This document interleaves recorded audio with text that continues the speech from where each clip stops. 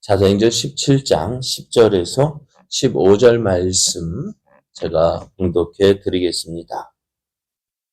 밤에 형제들이 곧 바울과 실라를 베레아로 보내니 그들이 이르러 유대인의 해당에 들어가니라.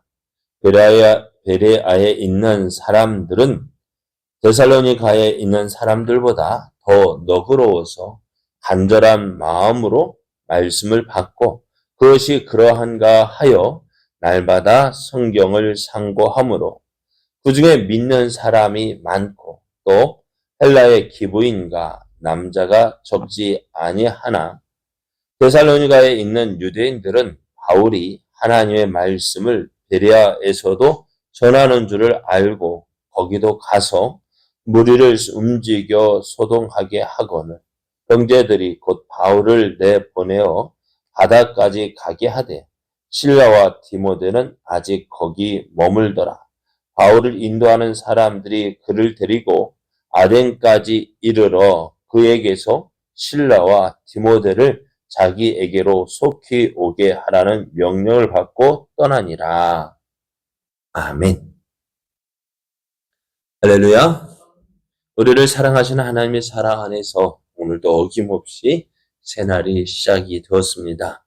하나님께서 우리에게 허락하신 오늘 하루가 하나님을 믿고 그 말씀에 순종함으로 하나님의 크신 능력을 경험하는 복된 날 되기를 예수님의 이름으로 축복합니다. 오늘 우리에게 주신 하나님 말씀을 통해서 어려움 가운데에서도 하나님의 뜻은 이루어집니다. 어려움 가운데서도 하나님의 뜻은 이루어집니다. 이런 제목으로 하나님 말씀을 증거하겠습니다. 빌립보를 떠나 바울과 실라가 도착한 곳이요 데살로니가였습니다. 데살로니가에는 유대인의 해당이 있어서 바울의 갈래대로 바울이 평소에 행하던 대로 유대인의 해당에서 말씀을 전합니다.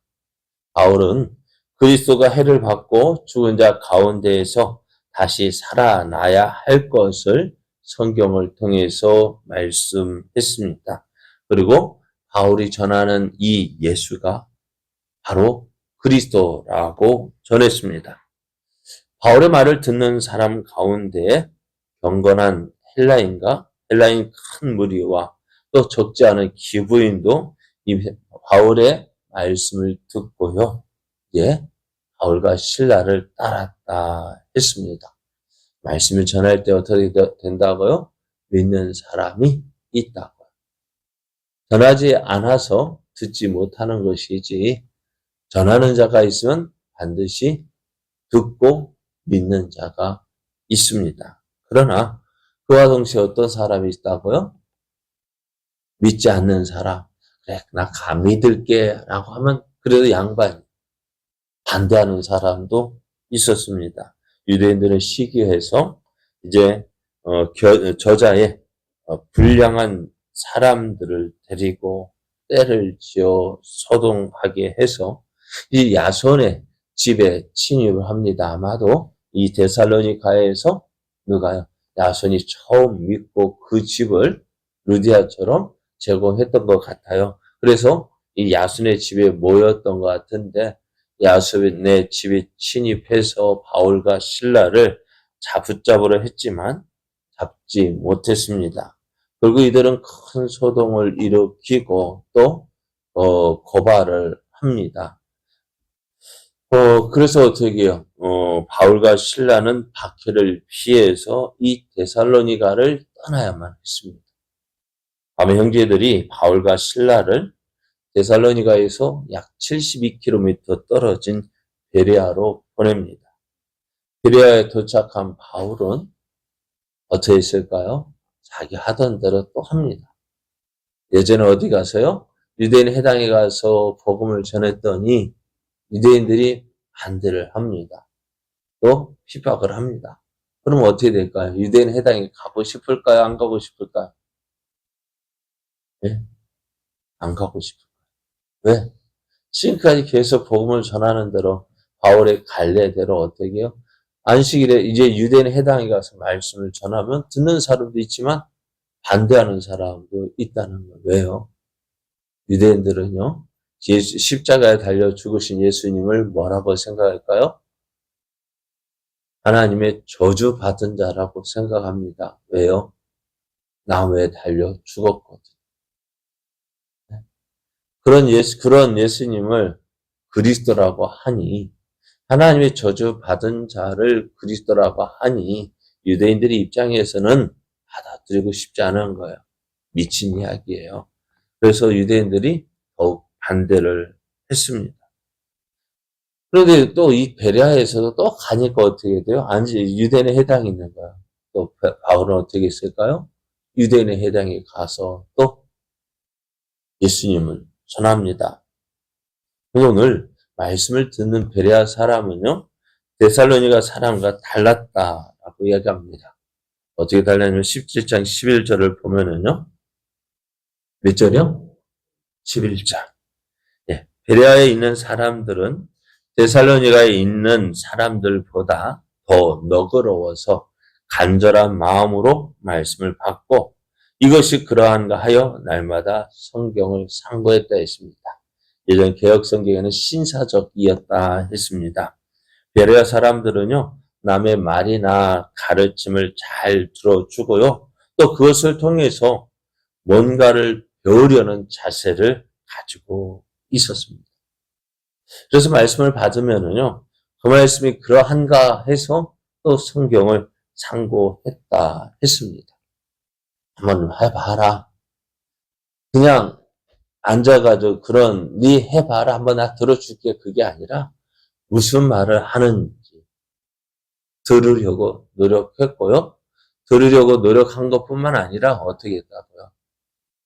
집에 돌아가서도 그게 정말 그럴까 해서 성경을 다시 읽고 묵상하고 다시 생각했다는 거예요. 그러면 어떻게 될까요? 그러면 어떻게 될까요? 믿음이 쑥쑥 자랍니다.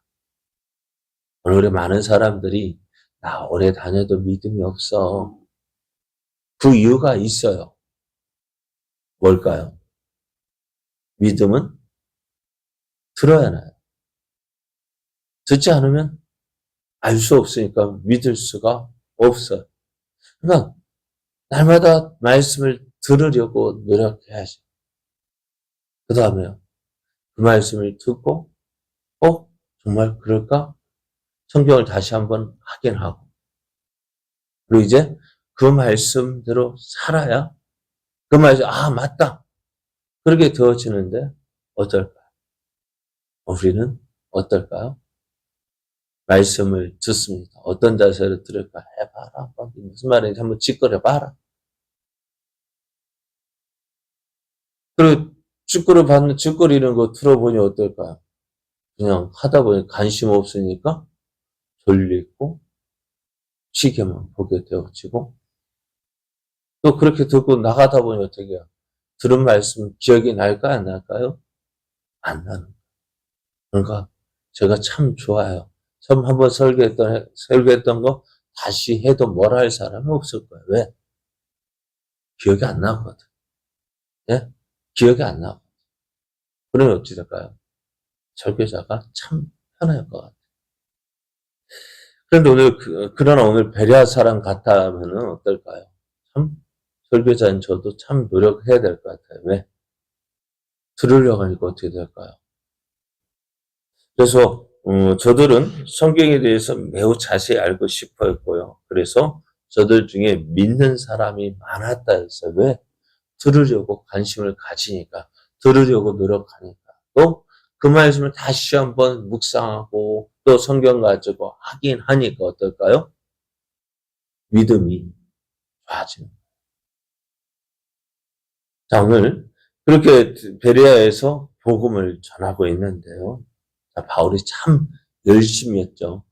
그런데 바울과 같은 열심히 있는 사람이 있었어요. 누굴까요?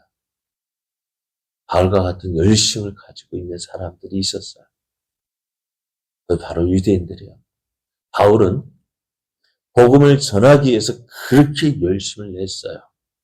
근데 유대인들은 어땠을까? 여러분 여기서요. 그러니까 데살로니가에서 베레아까지 몇 킬로 됐다 했어요? 야, 기억하네요. 그렇게 들으니까요. 몇 킬로요? 72킬로면 얼마나 될까요? 어느 정도 될까요? 여기에서 여수보다는 조금 더 멀고요. 아마 강주까지 거리. 한번 요 생각해 보세요. 지금이야 차 타고 다니까 1시간이면 돼요. 그죠? 그러면은 당신은 걸어가면 2, 3일을 걸릴 거예요. 왜 못 걸어가요? 마라톤 몇 킬로 달리는데 42.19킬로를 2시간 만에 달리는데 마라톤 선수는 아니지만은 걸어간다면 뭐 예? 그래서 그러니까 어떻게 돼요? 그렇게 여러분 거기 가라고 하면 가겠어요? 안 가겠어요? 예? 가라고 하면 가겠어요? 그런데 이 데살로니가에 있던 이 유대인들이요. 바울이 어디 갔다고요? 베레아에서도 말씀을 전한다. 가서 복음을 전한다니까요.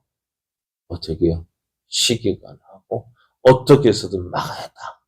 그리고 이 데살로니가에서 70km를 되는 그 베레아까지 쫓아가서요.